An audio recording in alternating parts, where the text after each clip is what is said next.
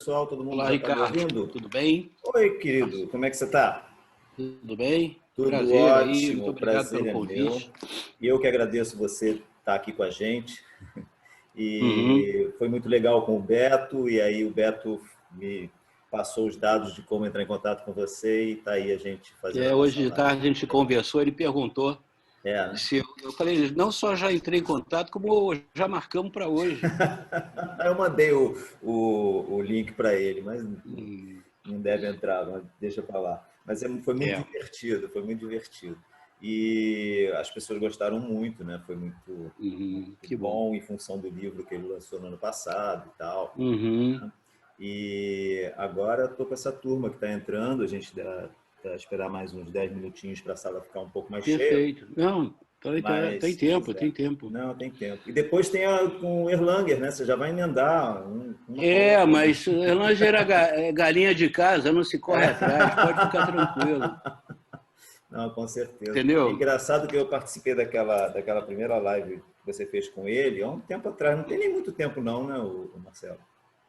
Que você fez Não, não com o tem Erlanger. não. Não tem. Tem talvez um mês. Cara, com É, eu essa acho que é coisa da isso. pandemia aí, Ah, a passagem do tempo, pelo menos para mim, tem andado muito confusa. Né? Às não, é vezes, o que verdade. aconteceu há 2, 3 dias atrás parece que foi um século. Um século. Não, não, Né? isso está acontecendo sim. O tempo sincrônico, né? Ele mudou. É, tá. Eu não sei, eu acho que tem gente que fala essas coisas, eu não acredito em nada disso, né? Mas essa história de a Matrix está Hum. diferente, né? As coisas estão passando num outro tempo diferente, mas eu acho que a gente vai Eu acho que envelhecendo também, a gente vai percebendo as coisas de forma diferente, né? eu acho que a gente já via no processo de mudança acelerada, Uhum, uhum. né? A humanidade de uma É, maneira é, geral.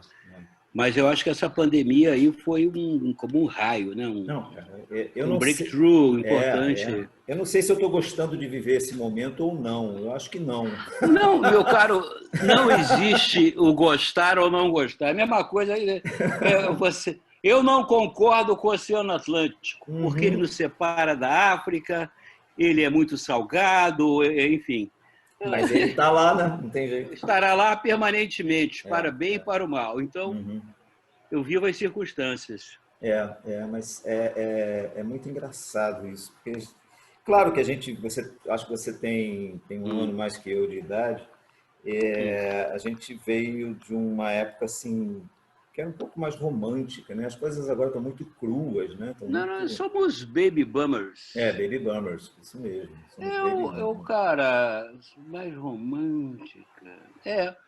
Nós somos filhos de um way of life, né, do Uhum. pós-guerra, É. que havia uma previsibilidade bastante grande, né, no ciclo Uhum. da existência. Isso eu me refiro, claro, à nossa civilização judaico-cristã ocidental, né, Uhum. É, claro. a nossa cultura. Então era aquela coisa, né, uma família, né, até mais ou menos estruturada, né, pai, Uhum. mãe e tal, e depois você estudava, aí você se formava, casava, formava família, se aposentava, e era isso. É. Agora, isso aí is no more. No more. Não, e o Acabou. engraçado que eu sempre falo esse exemplo, meu pai sempre falava assim, não, filho, as coisas sempre melhoram. Uhum. Não aconteceu. Não necessariamente. Não Não necessariamente. necessariamente. Na minha terra, no Paraná, tem um Hum, ditado, um dito popular, agora serei chulo, mas é necessário, aham. diz o seguinte: a fundura do cu é o tamanho do pau. Mas Entendeu? é verdade, é verdade. Então, tudo que é ruim pode piorar, Pode piorar. depende, né, da sua orientação sexual, é claro, das preferências, mas, do meu ponto de vista, isso é muita sabedoria popular, né? É. E hoje os desafios são outros, e eu acho tudo isso muito desafiante, né? Uhum, Eu uhum. antes tinha uma fantasia que eu gostaria de ter vivido a minha juventude mais ou menos ali pela Segunda Guerra Mundial, né? Pô, não Eu fala achei que não, não o fala não. Eu também, acontecimento mais importante. eu sou apaixonado pelo tema. Não, foi o acontecimento mais importante do século Sim, XX, sem dúvida. junto com a queda do Muro de Berlim, né? Sem dúvida, sem dúvida. Então, e foi um momento decisivo da história e tal. Mas eu acho que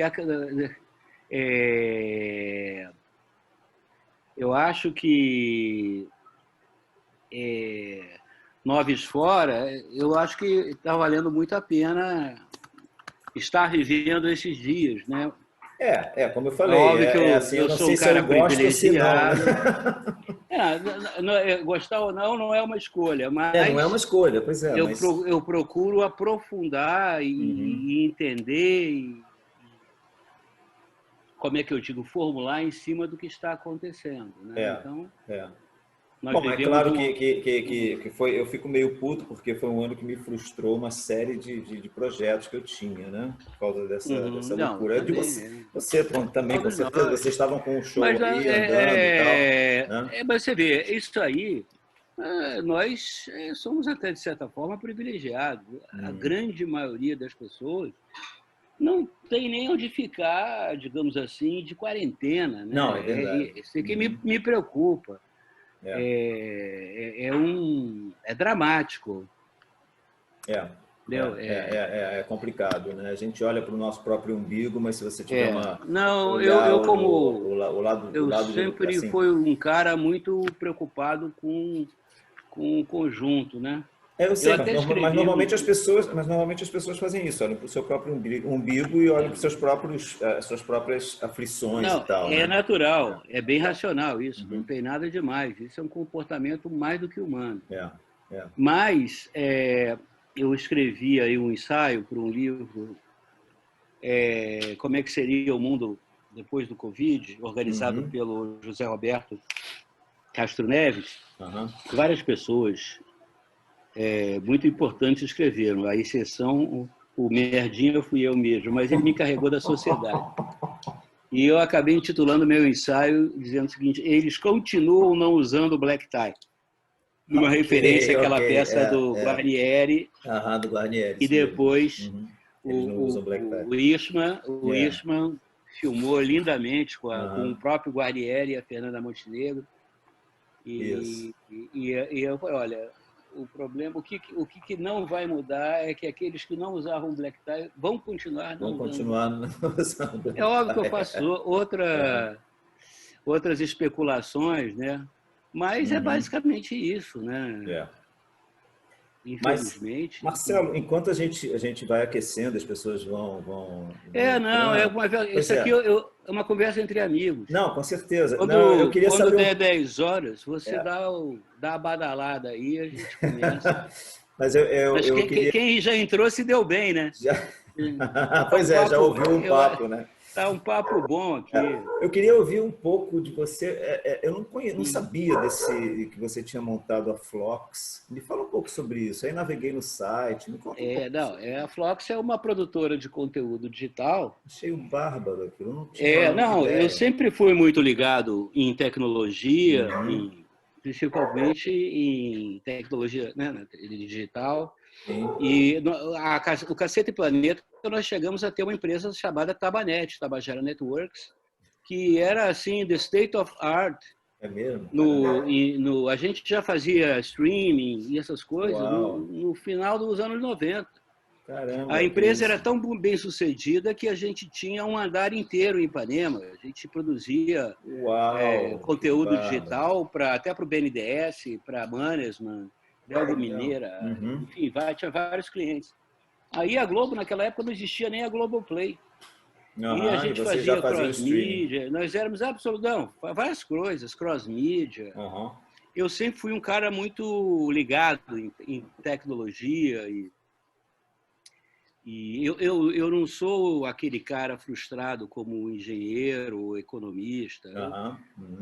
Simplesmente assim, o que era meu hobby virou profissão, o que era profissão virou hobby. Virou hobby, perfeito. Então, inclusive, eu fundei a Phlox, porque Phlox, em polonês dos anos 20, quer dizer buceta.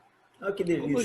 Como eu já havia fundado a caceta, eu achei, bom, agora eu vou fundar a buceta para ver a complementariedade, o yin e o yang, né? E essa história é muito curiosa, porque essa história vem do avô do Bussunda, o querido e saudoso Freund Bessermann. Então, como eu era assim, né, cama e mesa da família Bessermann, tinha o lanche aos domingos e tal, e eu frequentava o Marcos, o Sérgio Bessermann, o Bussunda, o pai, a mãe, e o velho Freund, que contava sempre a mesma história, que a primeira palavra que ele aprendeu em português, quando chegou aqui no Brasil no final dos anos 20, início dos anos 30, foi sorvete de flocos. Olha! E quando ele leu ali flocos, ele caiu na gargalhada, porque na gíria polonesa dos anos 20, flox era buceta. Então ele só queria chupar sorvete de flocos. Né? Então, eu acho que estou sendo muito chulo aqui. Não, só tem adulto aqui, meu amigo. Não tem problema nenhum. Repugnada, porque ainda nem comecei minha parte politicamente incorreta. Não, né? E tem que ser, tem que ser. Tem que ser. Eu também me caracterizo. E engraçado, até comentei com o Beto, né? Eu sou mais ou menos da mesma época e eu já fazia Pois eu sempre fazia com os meus amigos humor bem ácido, como vocês sempre fizeram. Eu falava, cara, esses caras estão fazendo ali, tudo aquilo que a gente faz, os caras estão lá fazendo, entendeu? E achavam bárbaro, achavam o máximo. O humor ele tem uma característica, o humor é cruel. É cruel, o humor é mau. Ele é cruel, a começar com o humorista, com o comediante. Eu digo, nenhum comediante pode se poupar e nenhum comediante pode se levar muito a sério. Com certeza. Então, o humor ele é extremamente cruel porque ele mexe nas nossas feridas mais profundas, nos nossos tabus, nas nossas idiosincrasias, nos nossos defeitos, até físicos e tal. Exato, eles é que alimentam o humor, né? Não só alimenta, eu acho que o humor ele desperta, de certa forma, uma reflexão.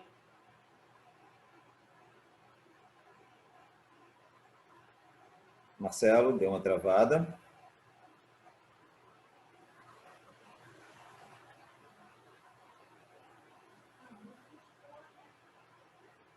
Jura?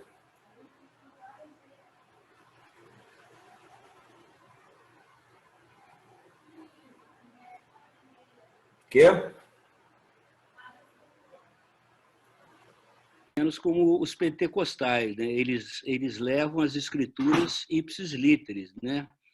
Eles não conseguem interpretar, né, uma mensagem bíblica ou coisa que o valha. Isso não invalida também a interpretação deles. Mas aí as pessoas hoje têm essa cultura do cancelamento, essa agressividade que eu acho muito engraçada, porque é igual o banho dos tarados, né?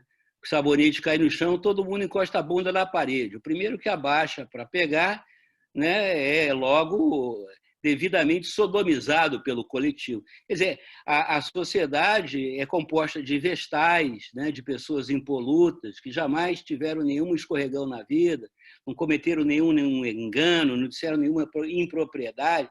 Existe aí um ritual sádico de cancelamento que eu, na verdade, eu vejo isso de uma maneira assim.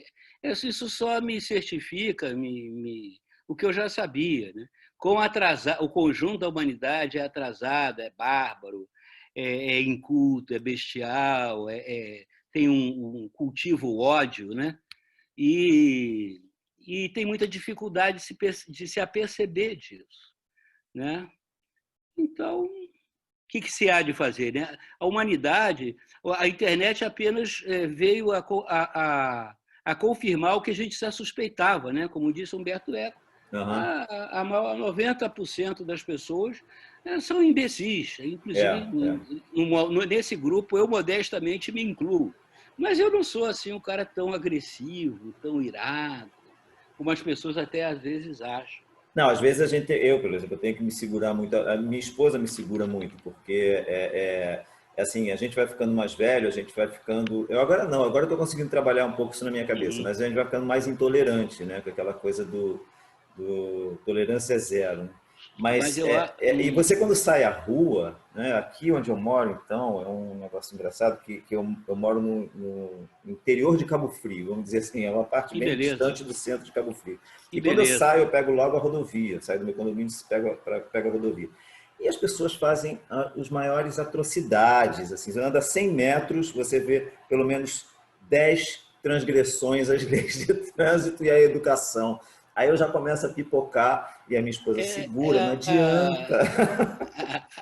A sociedade brasileira, né, realmente ela é muito curiosa, né? Tanto é que assim, o mundo está vivendo um momento assim ímpar, né, um momento de grande desafio, de crise mesmo, de um momento complexo, e a gente consegue, o Brasil consegue ficar pior que o resto do mundo, aprofundar isso. E nós que vivemos aqui, eu vivo na cidade do Rio de Janeiro, conseguimos ainda ser pior do que o resto do Brasil. O Rio de Janeiro, então é uma coisa fenomenal, parece que é de propósito, né? Vamos ser ruim, vamos fazer tudo ruim. Não, mas olha, eu debito essa conta mais em nós. Não, com certeza. Eu chamo de upper class. Eu não gosto de chamar de elite, porque aí vão pensar que eu sou o Lula. Mas eu chamo de upper class, né? Que é uma sociedade, sua upper class, que não necessariamente são aqueles que detêm os meios de produção, os ricos.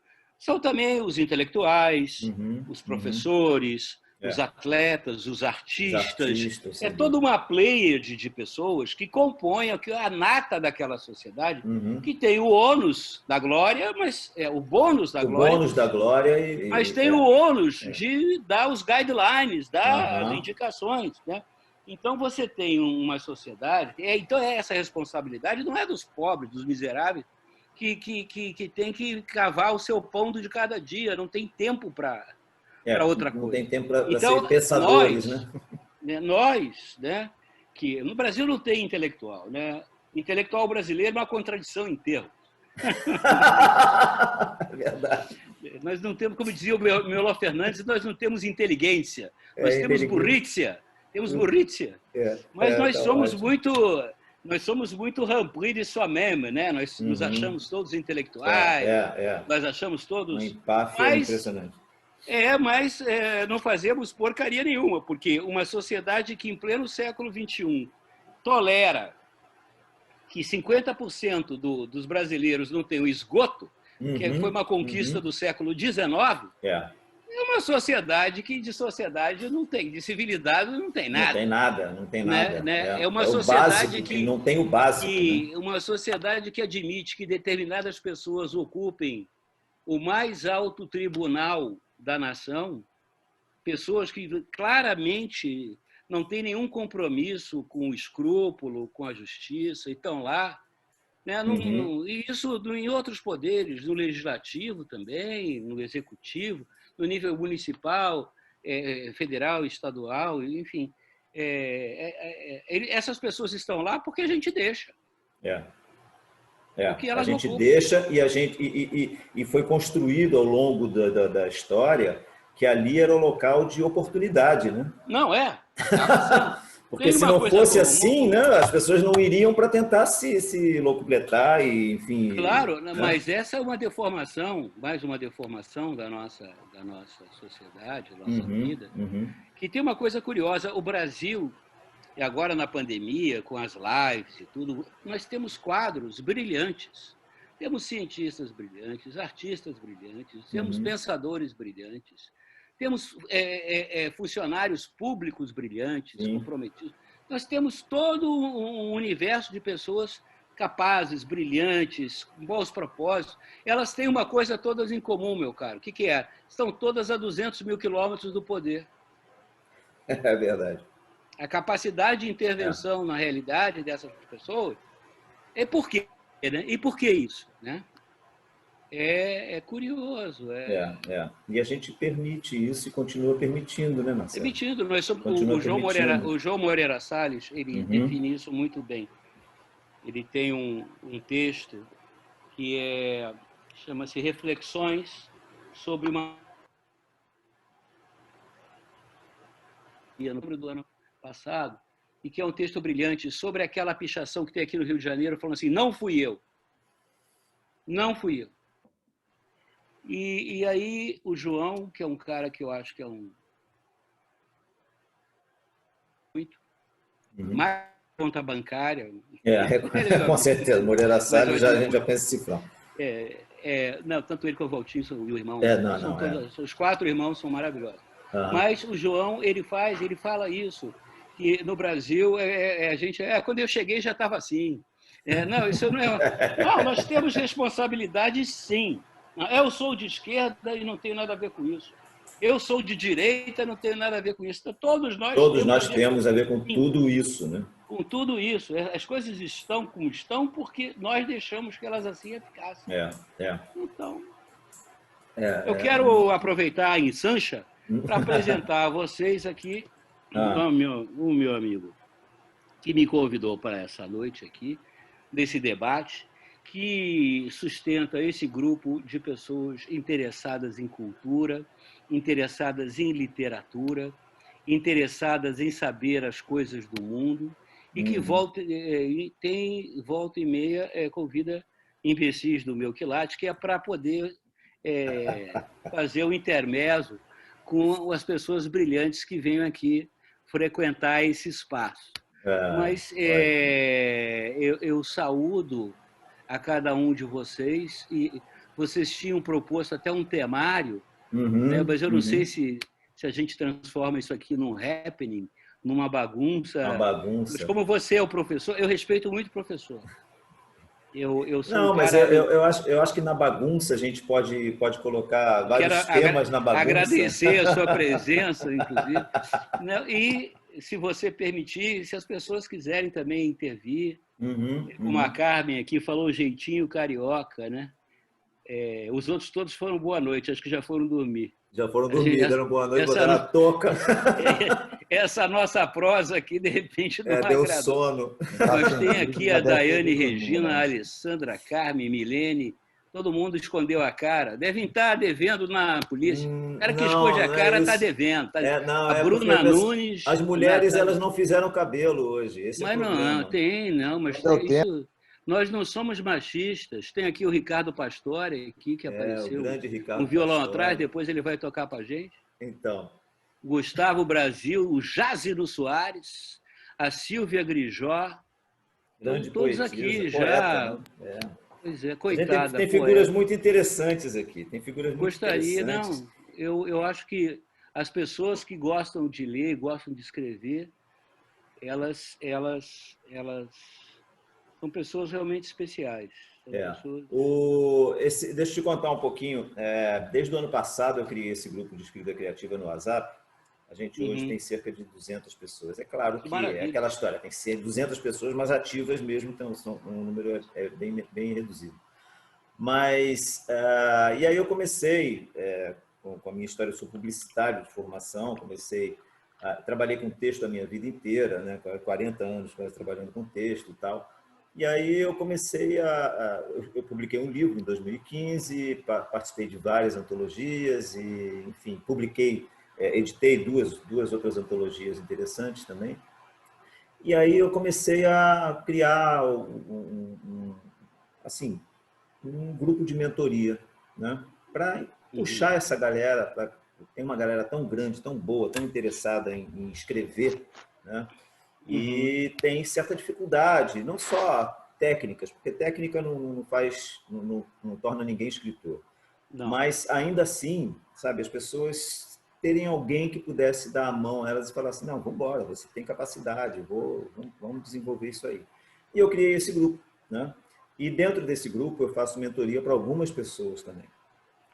E aí, rapaz, eu comecei todas as semanas eu fazia, como eu faço até hoje, comecei no final do ano passado, uma live, às segundas-feiras. E nessas lives eu tirava dúvidas, as pessoas perguntavam sobre criatividade, aí eu usava todas as técnicas, tudo que eu aprendi na época que eu trabalhei em publicidade, enfim, até naquela live do Erlanger eu falei que eu ia para o Globo entregar as artes, né, lá no comercial, aí passava pela redação, lembra? Passava pela redação, deixava um releasezinho de algum cliente e tal. E uma vez eu parei no estacionamento, parei meu carro no estacionamento do Arthur da Távola. Eu te contei essa também. Eu levei um esporro tremendo do Arthur da Távola, que ele tinha um Opalão 4 portas, né? Que ele parava ali na porta do clube, enfim. E aí eu comecei a dar alguns treinamentos, tirar dúvidas ao pessoal nas segundas-feiras, e depois eu falei, porra, por que não trazer pessoas legais que possam trazer um conteúdo bacana para essa gente, né? E principalmente pessoas que... Por que você me convidou? Porque você... Eu sou um cara totalmente ilegal. Não, você... Insuportável. Não, somos dois, então. Somos dois. Mas é um negócio, as pessoas amam a gente, vai fazer o quê? Você se engana. Você se engana. Não é bom ser enganado nesse sentido. Mas, olha, eu já fui corno várias vezes, provavelmente eu continuo sendo, né? Mas já estou no meu 2º casamento, mas eu procuro não me iludir. Eu procuro não me iludir, Ricardo, porque você tem 2 trabalhos, se iludir e depois se desiludir, que é doloroso. É verdade. Mas, enfim, aí eu comecei a convidar pessoas assim, legais que pudessem trazer conteúdo. Começou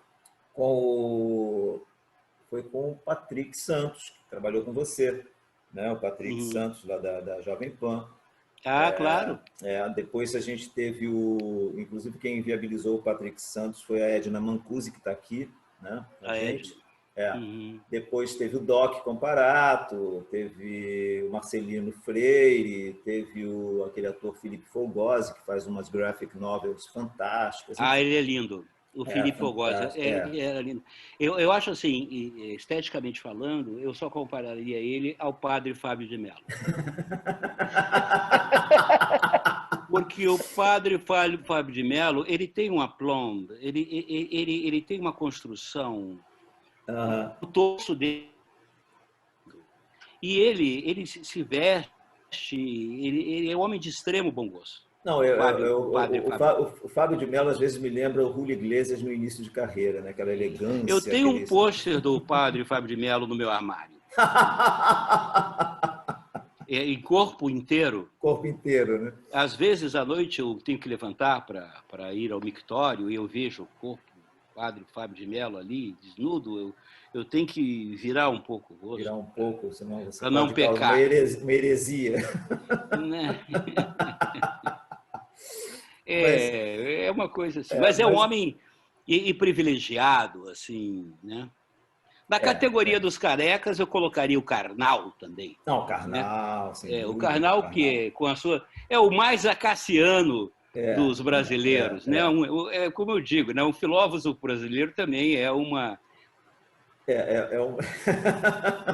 é filósofo, né? Ele é junto ali com aquele Sérgio Cortella.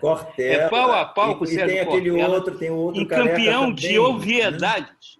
Campeão de obviedade. Tem um outro careca também, que é filósofo. Qual é o nome dele? É o Karnal. Alguém me ajuda aí, gente. Não, você está falando aquele que é baiano, mas aquele não é tão ruim, não. Eu sei quem você está falando. Sabe quem é. Mas é o Pondé. O Pondé não chega aos pés de um Karnal ou daquele outro lá, que fala assim, com a voz de locutor. O Cortella, eu comecei a conhecer o Cortella pela Globo FM. Pela Globo FM na verdade, eu não tenho nada contra eles. A Globo News, eu acho o seguinte, faziam uma chamada. Eles ganham o dinheiro deles honestamente, compra quem quer. Ele faz o ignorante se sentir inteligente, que já é uma boa coisa. É um bem à sociedade. Uma vez eu fui no lugar dar uma palestra, e aí, antes de mim, vinha o Cortella e vinha o Karnal. E aí eu tive a pachorra de eu vou escutar esses caras. Depois eu tive, rapaz...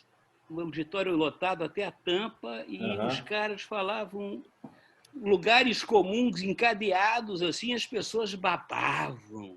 E aí eu descobri que o cachê deles era 4 vezes o meu. Aí eu vi, eu sou um imbecil. Eu sou um idiota. Aí você fala, eu sou o babaca e os caras... Não, no babaca não, eu sou imbecil. Eles são inteligentes, porque eles não obrigam ninguém a nada, não botam uma arma no peito nem nada. Uhum. Agora,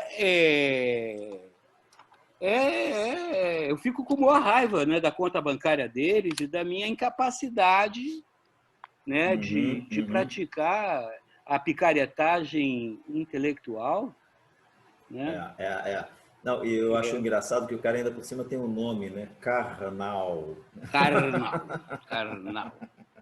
E ele cultiva, assim, bom, sei lá, ele é muito sexy, mas não chega aos pés do padre Fábio de Mello, que é um exemplo de homem brasileiro viril, né, másculo, e prega a palavra do Senhor. Olha, que é coisa mais, né? Responsabilidade, né? Minha mãe mesmo, ela ficaria muito satisfeita se eu casasse com o padre Fábio. Entendeu?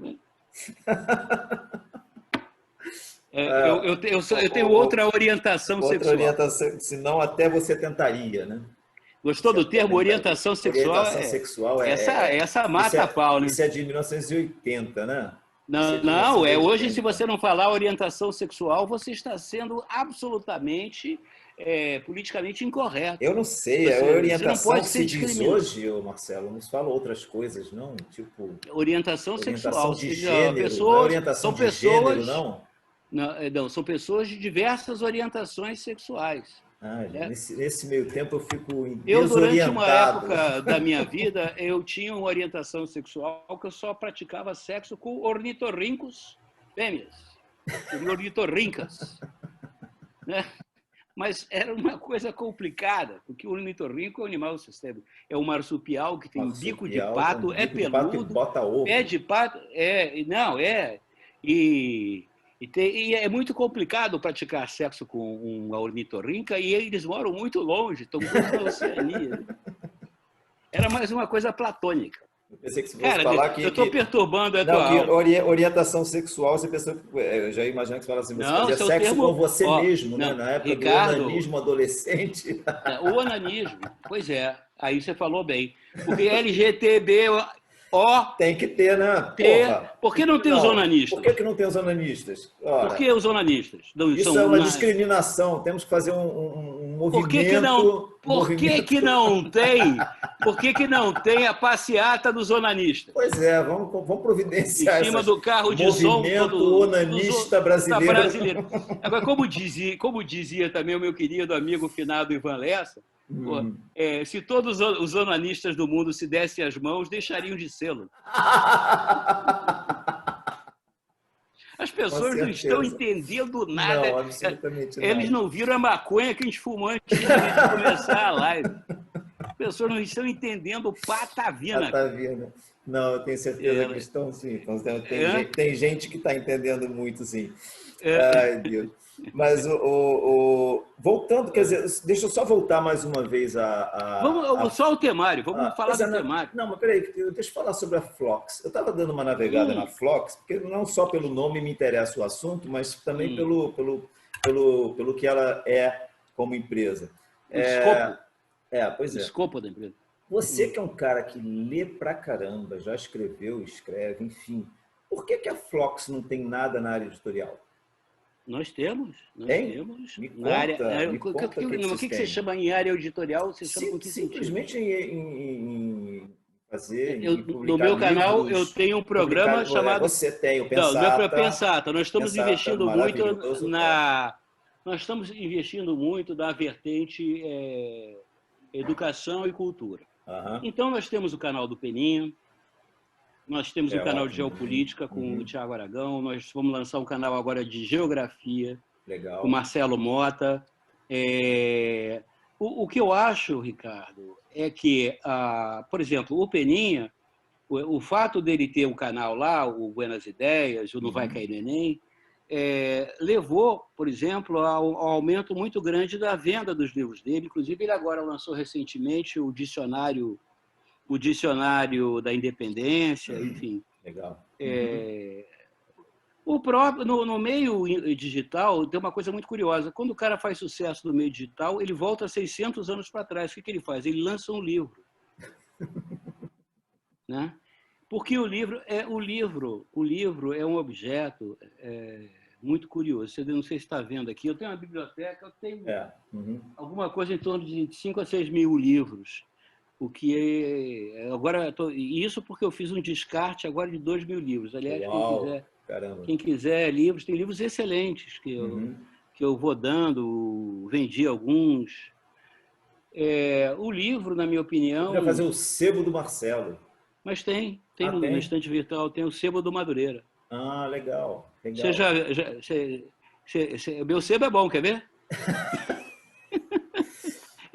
Eu perco só virtual. Você perde o amigo, mas não perde a piada. Sinto o cheiro do sebo. Pô, que piada, que coisa, que baixaria, né, cara?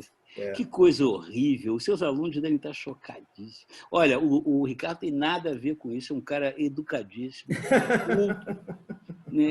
Eu que estou esculhambando isso aqui com coisas chulas, chocantes, falando de esmegma, né, e coisas... Vamos em frente. Mas aí a Phlox... Esse ambiente é livre. Mas o meio digital, ele não acaba com o livro, inclusive o objeto livro. Ele vem, talvez, para modificar. É o que eu converso muito lá com o meu amigo Rui Campos, lá da Livraria da Travessa. Né? Eu acho que alguns tipos de livro, como esses livros que eu chamo livros de ocasião, né? Livros que, por exemplo, tratam do assunto... o caso Odebrecht, esses livros de oportunidade, de oportunidade, né? Eles tendem a serem mais fáceis de você comercializar eletrônico. O livro de bolso, tudo isso que é pela portabilidade e tal. Eu mesmo, no meu Kindle, eu tenho quase 2 mil livros no meu Kindle, mas isso não faz com que eu não continue aqui, lendo aqui a vida do meu querido amigo Filinto Miller. Vou começar aqui esse livro, que eu já li em inglês, mas agora quero ler em português. Esse livro aqui que eu recomendo, These Truths, da Jill Lepore. Eu li em inglês, mas eu quero ler em português para conferir se a tradução é boa. Se a tradução é boa. Cara, eu sou muito obsessivo. Mas o livro... Né, que é essa coisa de você manusear, pegar, cheirar, folhear. O cheiro de livro é outra história. Muito bom, né? É muito bom. Agora, o livro didático, por exemplo, ele está condenado. Não, tá. Porque não é porque é o livro didático. Eu acho que até a forma de aprendizado vai passar agora por uma mudança radical. Né? Então, você tem que usar todos os meios disponíveis hoje, meios digitais, para o aprendizado. O livro, né, o livro didático, ele realmente está obsoleto. Né? E a Phlox vai entrar nessa vibe de ir no caminho do conhecimento didático? Não, nós temos também, também promovendo cursos, essas coisas todas, mas também a gente tem a nossa linha de entertainment, né? Com o apóstolo Arnaldo, da IEPG, Igreja Evangélica Pica das Galáxias. Eu acho massa. Temos o Eric Clapton Oliveira, que é fenomenal, muito engraçado. Enfim, a gente tem a gente não tem muitos canais. Esse ano a gente está planejando chegar a 16 canais, mas que a gente também faz muito trabalho para a empresa. Muito trabalho... As empresas perceberam que elas têm que ser digitais. Não pode ter mais gambiarra digital. Então, a comunicação digital, ela é muito interessante. Uma coisa que a gente trabalha muito são memes. Esse ano a gente promoveu o segundo Meme Awards,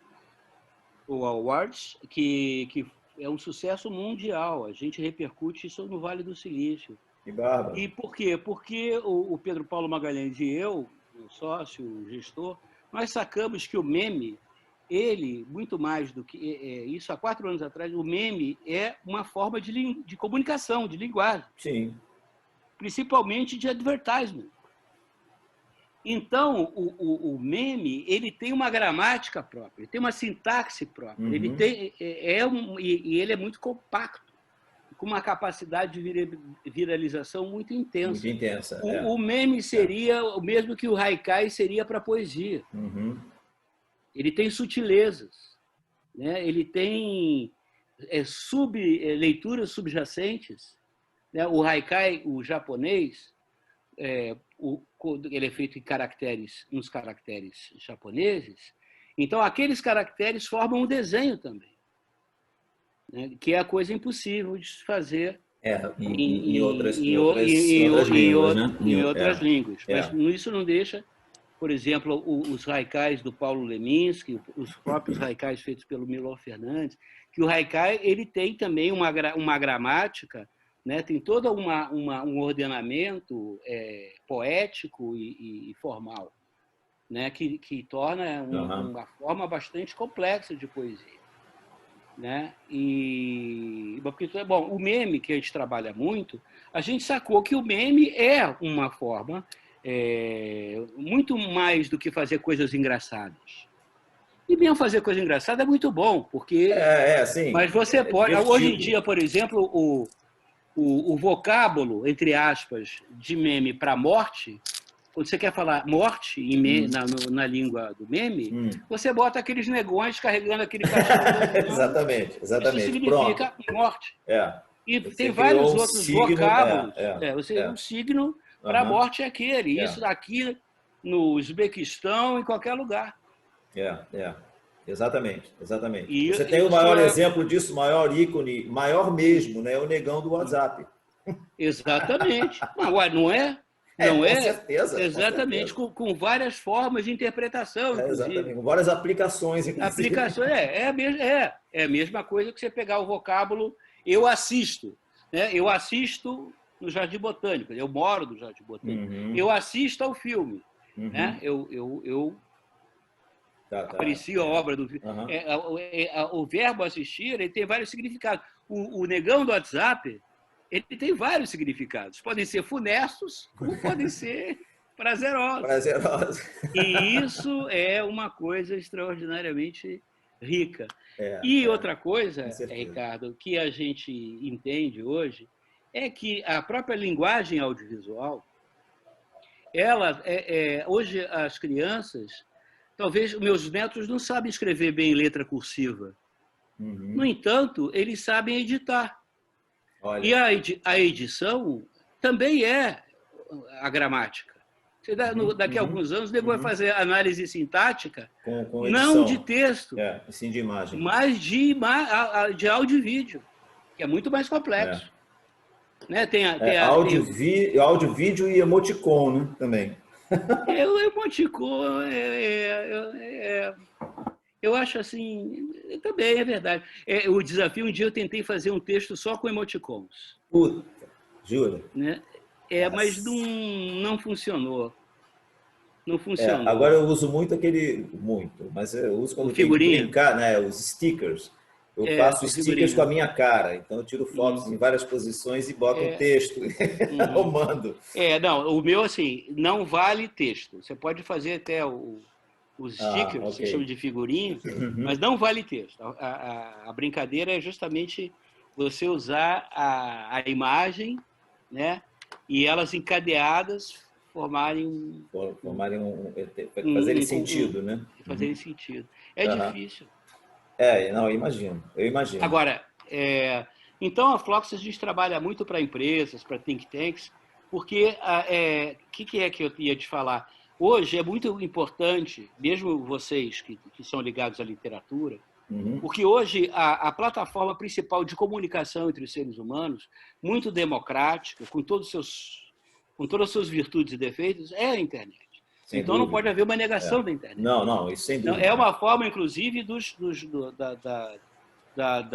das pessoas que gostam de ler, de escrever, se comunicar. Então, e divulgar o seu trabalho. Exatamente. Agora, nunca se escreveu tanto, né, Marcelo? Não. Nunca se escreveu tanto com a internet. Né? Eu atribuo isso mais, Ricardo, aos editores de texto. Porque eu sou de uma era antes, você também, antes do editor, que era do recorta e cola. Então, quando você resolvia inverter uma ideia de um parágrafo, você escrevia, né? mandava para a datilografia e depois você pegava a tesoura e adesiva. Tinha que montar aquela porra toda. Não, e depois outra vez, porque escrever é reescrever. Né? Escrever é reescrever. Então você fica fazendo aquilo ali ad nauseam. Eu digo, você nunca acaba uma obra artística, seja um quadro, seja um livro, um poema, você nunca acaba. Você se livra dele. Eu não aguento mais. Não aguento mais, porque toda vez que você vai, eu pinto, né, o desenho e tal, eu olho uma coisa ali, não, aquilo ali vai, cara, vira uma obsessão. Você tem que estabelecer, por isso que eu gosto muito do deadline, né, que é a publicidade, a televisão, o jornal propõe. Olha, você tem que entregar esse texto até às 17. Hoje eu tinha que entregar um texto lá para abril, até meio-dia. Então, eu já acordei com aquilo de manhã. Né? Então, é o melhor texto possível. Já com aquela faca na cabeça, né? Não, mas é assim que funciona. Assim senão você vai deixando. Como é que toda tarefa leva o tempo necessário para ser executada, né? Exatamente. As pessoas que gostam de escrever, elas têm que sempre se impor um limite de tempo. Limite de tempo. Não, eu acho engraçado você falou que a gente não termina a obra, a gente se livra dela, né? Isso todo mundo faz, isso não é obra minha, não. Não, eu sei, mas isso é uma coisa que é até uma dica para quem está ouvindo a gente, né? Para não terminar de qualquer maneira, né? Pelo menos fazer um grande finale, né? Pelo menos, porque largar de qualquer maneira, vai encher o saco, quero terminar, morreu, pronto, acabou a história. Né? Para também não cagar a história toda com um final ruim, né? Eu observo muito, eu sou filho do Monteiro Lobato, sou filho literário do Monteiro Lobato. Minha mãe era professora, eu sou neto, bisneto, neto e filho de professor, e fui professor também. Então, eu sou um cara... E, bom, com minha mãe, eu sou filho de tempo, eu aprendi a ler sozinho, lendo os livros infantis do Monteiro Lobato, e quando acabaram os infantis, eu parti logo para os contos, que são brilhantes. E o que eu aprendi com o Monteiro Lobato, o mais importante... não é a forma, é o conteúdo. O mais importante é você saber contar a história. E hoje eu reparo muito nesses jovens escritores uma preocupação excessiva com a forma e acaba que não tem conteúdo nenhum. Não tem conteúdo nenhum. E o que acontece? Né? Eu não escrevo nada enquanto eu não elaboro na minha cabeça o princípio, o meio e fim da história. O que eu quero dizer? Como é que aquilo vai acabar? Eu fico maquinando aquilo na minha mente. Você sabe que pobre não tem cabeça, tem mente, né? Então eu fico maquinando aquilo na minha mente até que eu vejo que eu tenho uma massa crítica suficiente para jogar o barro na parede, para fazer uma primeira versão, mas aquilo já tem um princípio, um meio e um fim. Entendeu? Você tem que ficar ruminando aquilo. Qual é a história que eu quero contar? Porque o que o leitor quer, ele quer ouvir uma boa história. Com certeza. Isso desde a época das cavernas. Com certeza. Entendeu? Desde a época das cavernas. Ele não quer arabescos, ele não quer...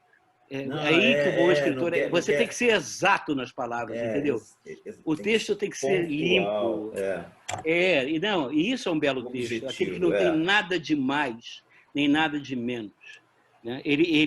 A forma, ela meio que fica envergonhada atrás da grandeza do conteúdo. Então, é o que eu procuro fazer. Né? Nos meus desenhos, eu também sou assim. Quais são os traços essenciais que eu preciso para me comunicar no desenho ou na pintura? Né? Vou pintar uma mulher nua.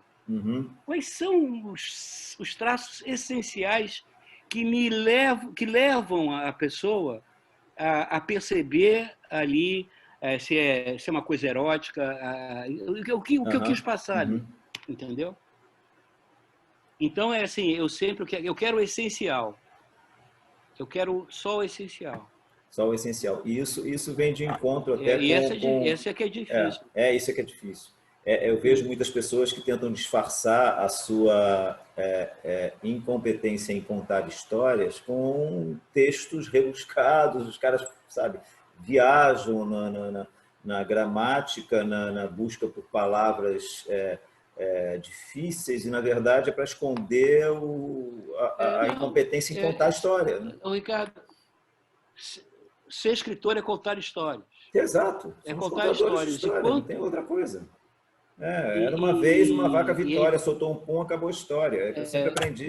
E por que é interessante isso? Quem é capaz de contar história para a criança, ou seja, agarrar a atenção da criança, é um ótimo exercício. Oralmente mesmo. E assim, o que eu digo para as pessoas que venham, que procuram, né, para pedir dicas, eu falo, cara, eu acho o seguinte: você só escreve uma piada, só escreve um texto, um conto, se você tem o final. O final é o punchline, o final é que você escreve para chegar no final. Se você não tem o final, você não tem nada. Né? Mesmo que você, ao longo da história, não chegue exatamente ao final que você planejou, mas você tem que ter o final. Exatamente.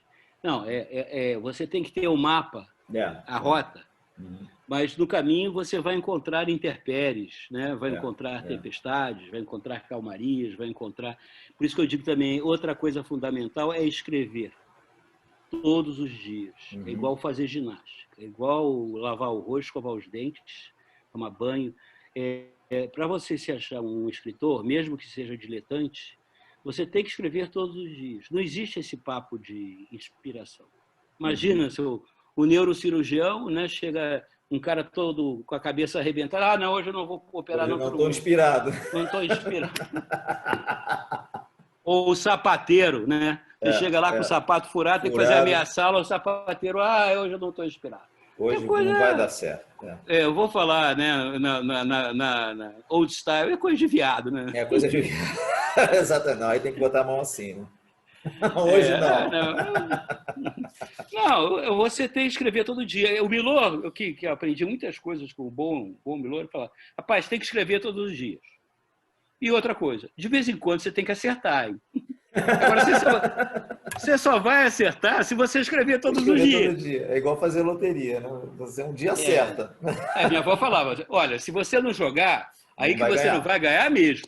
Exatamente. A única chance que você tem de jogar de ganhar é jogando. Jogando. Agora, eu percebo muito, Ricardo, quando às vezes eu tiro umas férias, né, paro, uns 20 dias de...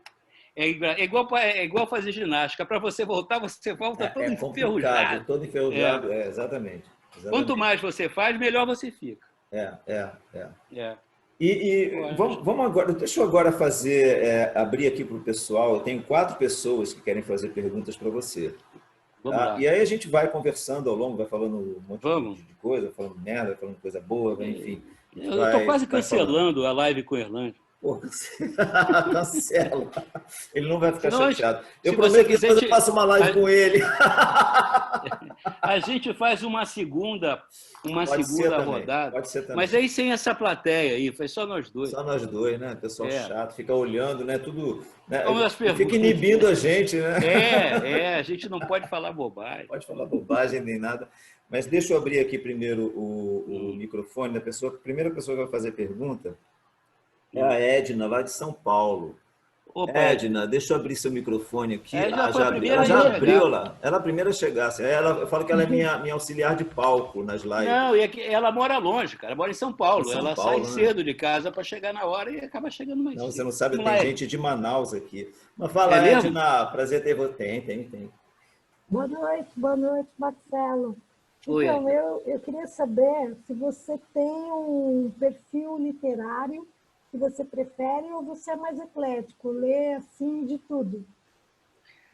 Olha, eu tenho algumas coisas. Eu já fiz alguns anos atrás umas contas de quantos livros eu ia conseguir ler ao longo da vida, para eu ser muito criterioso. Então. Por exemplo, as ficções, todas as que eu quero ler, né, já foram escritas. Então, eu não vou conseguir lê-las todas. E eu tenho uma preferência muito grande pelos russos. Tolstói, Dostoiévski, Chekhov também, que escreveu, principalmente contos. aquelas coisas nas isbas, nas estepes, aquela miséria. Eu gosto muito daquilo. Guerra e Paz eu já li 3 vezes. Quer dizer, 2,5, porque ainda não acabei a terceira. Então, eu sou muito chato com novos talentos. Porque eu dou uma olhada assim, eu leio algumas coisas. Ian McEwan eu gosto de ler. Né? Eu gosto de ler. Mas eu tenho a minha técnica. Né? Eu abro o livro numa página qualquer e começo a ler. Se o livro me pega ali, eu vou em frente. Vai em frente. Uhum. Quer dizer, volto e começo a ler. Se não me pega, eu jogo ele longe. Não se briga com o livro. Não que se o livro seja ruim. É porque ou o livro não é para você, ou que não é o momento de ler aquele livro. Não é o seu momento, né? Eu, por exemplo, só fui ler e aproveitar Grande Sertão Veredas com 50 anos de idade. Uhum. Só tive a maturidade intelectual necessária, né? Tentei várias vezes, mas eu só incorporei aquilo ali e é um dos livros que eu mais gosto, né? Aquilo. Mas eu leio mais não ficção. Talvez por conta da minha curiosidade e tal, eu devo dizer que a proporção deve ser 5:1. De cada 5 livros de não ficção, eu leio um de ficção. Para você ver. Interessante. Mais essa necessidade de informação, né? Mas sabe por quê? Porque, só para concluir, eu acho que a melhor ficção não chega nem perto da realidade. É verdade, é verdade. E a realidade, ela se compõe de diversas verdades, de diversas... Se nós estamos aqui e nós presenciarmos, ou formos descrever uma paisagem, ou falar de um amor, ou mesmo descrever um acidente, nós vamos fazer narrativas completamente distintas sobre o mesmo... E todas são verdadeiras. Uhum. Então, por isso que eu não me refiro à verdade. Não existe uma verdade. Mas existe uma realidade que é a de cada um. Então, a realidade, né, como você vê as coisas, isso nem de longe. A ficção, na verdade, aí vem o meu lado de engenheiro, é uma modelagem matemática da realidade. Faz sentido. Respondi a sua pergunta? Sim, respondeu. Eu queria também saber se você tem um livro de cabeceira. Eu tenho um livro que é As Memórias do cara que escreveu Catching the Rye, o apanhador no campo de centeio, e tem os discursos do Churchill. É mesmo? Nos meus momentos de angústia e agonia, principalmente com o Brasil, eu releio qualquer discurso do Churchill, principalmente da época da guerra. A guerra, com certeza. E são meus livros assim. Agora, o meu livro basilar são os 3 livros de Conde Monteiro Lobato: Urupês, Negrinha e Cidades Mortas. Inclusive, eu tenho o privilégio de ter uma edição de Urupês assinada pelo Monteiro Lobato. Uau, que bárbaro! O primeiro livro que saiu da máquina. Que bárbaro, que legal. Como é que você conseguiu isso, cara? Rapaz, paguei R$200 para você ver como no Brasil é desvalorizado. A cultura é desvalorizada. Eu até esse livro um dia eu vou doar, porque já imaginou se eu tivesse doado para o Museu Nacional? Eu tinha virado. Mas esse livro devia estar... Mas como eu sei dar valor aqui, eu sei quanto ele vale, enquanto fica comigo. Fica com você, exato. Eu tenho uma outra pergunta do meu grande amigo Gustavo Brasil. Né? Gustavo, você está por aí, não está? Deixa eu abrir teu microfone aqui.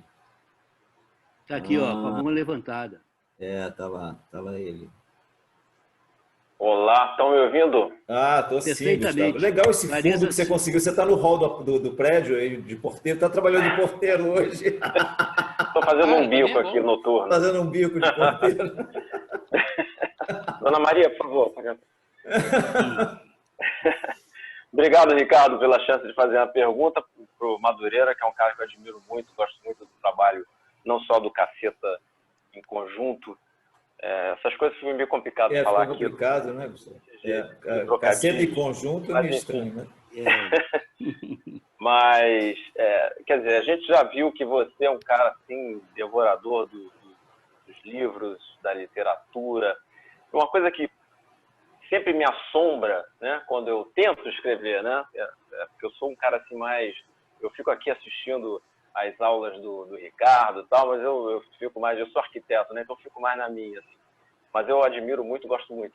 E como é que você faz para evitar aquilo que passa do limite da influência, né, para alguma coisa que você começa a sentir que está fazendo um plágio involuntário? Você gostou tanto de alguma coisa que você leu, tanto de um personagem que te agradou, da forma, ou da história, do enredo, ou da construção daquele personagem, que de repente você se apaixonou tanto por aquilo que você vê, você está criando uma coisa tão parecida que certamente vai ser acusado de plágio. Como é que você faz para evitar? Você tem um período assim, de quarentena?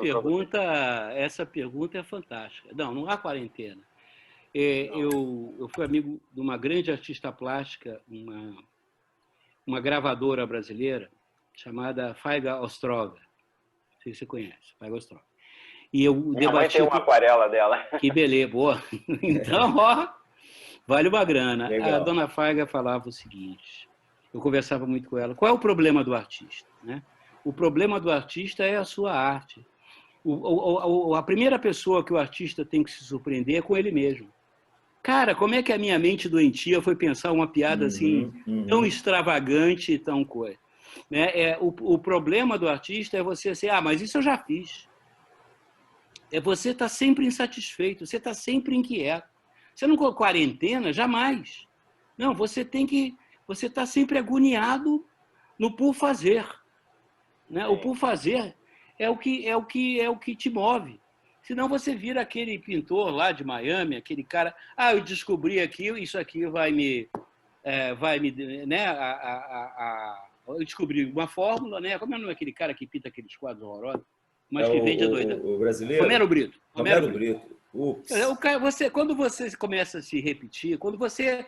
O principal problema do artista é ele surpreender a ele mesmo. E isso só vai acontecer com o exercício, como diria Dilma, diuturno e noturno da sua arte, seja ela qual for, representando, escrevendo, pintando. É o exercício daquilo. Né? E você não se preocupar, a questão da influência, nós somos todos resultados de várias influências. Ninguém vive numa redoma. Agora, o que é fundamental do artista? É você pegar essa massa crítica que está dentro de você e você formular uma coisa sua. Você pegar todas essas influências, essas coisas que te impressionaram, que podem ser vivências suas, coisas que você viveu, acontecimentos seus, podem ser um texto de um grande escritor. Isso você mistura tudo e depois esquece. Esquece. E vai escrever o que vier na sua cabeça. Que alguma hora você vai se surpreender com você mesmo. E essa surpresa, esse momento, cara, é um momento assim, é uma epifania, né? Porque, cara, como é que eu fui capaz de fazer isso? Agora, para você fazer isso, você tem que trabalhar como o padeiro, como o gari, como o carteiro, como o cara da oficina, ou como um arquiteto, né? Você tem que trabalhar diariamente ali. É um trabalho. É a prática. É a prática. Fazer neurocirurgia tem que fazer umas 4 ou 5 todo dia. Né? Numa você chegar, você fala só para você também, não fica falando para os outros, não. Né? Que senão é soberbo. Você olha no espelho assim, seu Marcelo, realmente, hoje o senhor matou a pau, hein? Parabéns! Não, e é muito interessante, entrando na conversa de vocês dois, é muito interessante que eu falo sempre para a galera aí que está começando a escrever, e vários já estão escrevendo, já tem vários livros publicados, que é aquela história, você escreve um texto e deixa ele na gaveta 1 semana, 15 dias, depois você lê. Se você achar do cacete, é o texto. Se você achar uma porcaria, joga fora, ou então reescreve. Depende também, Ricardo. O Santiago, aquele documentário Santiago, que é extremamente autobiográfico, do João Moreira Salles, ficou 12 ou 14 anos guardado. Ele não sabia montar o filme. 12 anos depois, ele foi lá, botou, aí, cara, montou um filme e, para mim, é uma obra-prima. Uhum. Muito bom mesmo.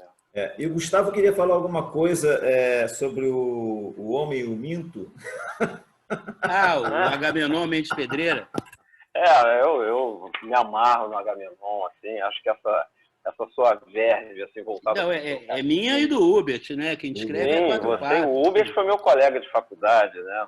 Ninguém é perfeito, né, Ricardo? Mas é uma cabeça também. Vocês são uma marca, sem dúvida nenhuma, né? O que se fez em termos de humor a partir do TV Pirata, lá antes do Vanderlei Show, né? Você não deve ficar falando isso, que você está entregando sua idade. Mas eu posso entregar à vontade, não tem problema. Para bons motivos a gente se entrega. Não, mas você está bem para a sua idade, você está ótimo. Fala. Mas, então, acho que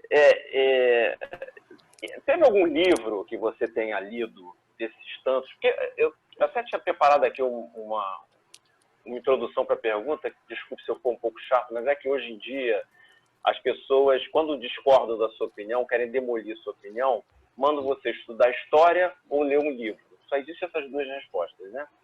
Como se não existisse muita porcaria impressa, né?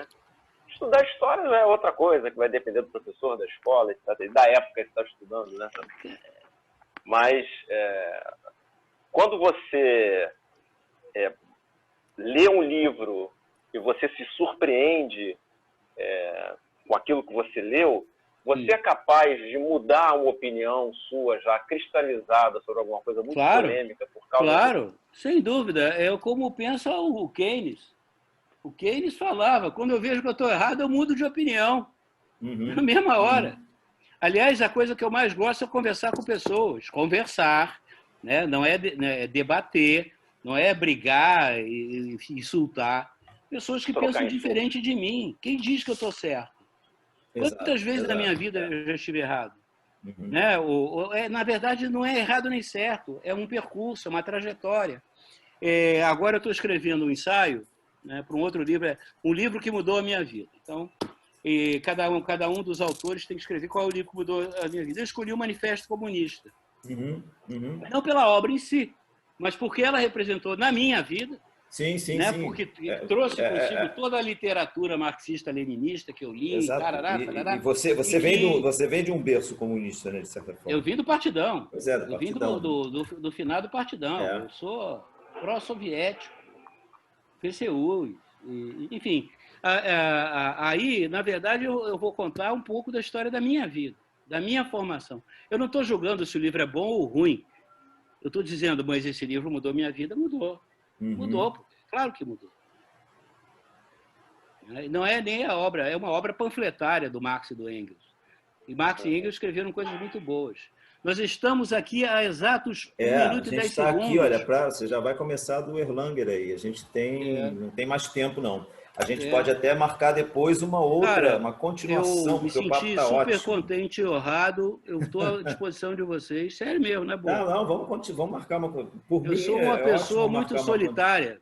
Então. Eu ia até hoje me enforcar, mas em função como eu tinha 2 lives, transferi para amanhã. Tá, você faz o seguinte, quando você pensar de novo em se matar, passa um WhatsApp para mim que a gente marca uma live. Não, então já marca aí. Manda as datas que vocês tiverem. Tá mas certo. Primeiro coloque aí, de repente, seus alunos tinham que responder ainda para 2 alunos. Mas será que o Erlanger não vai querer botar um eu sei. Fique no lugar dele, seria sacanagem.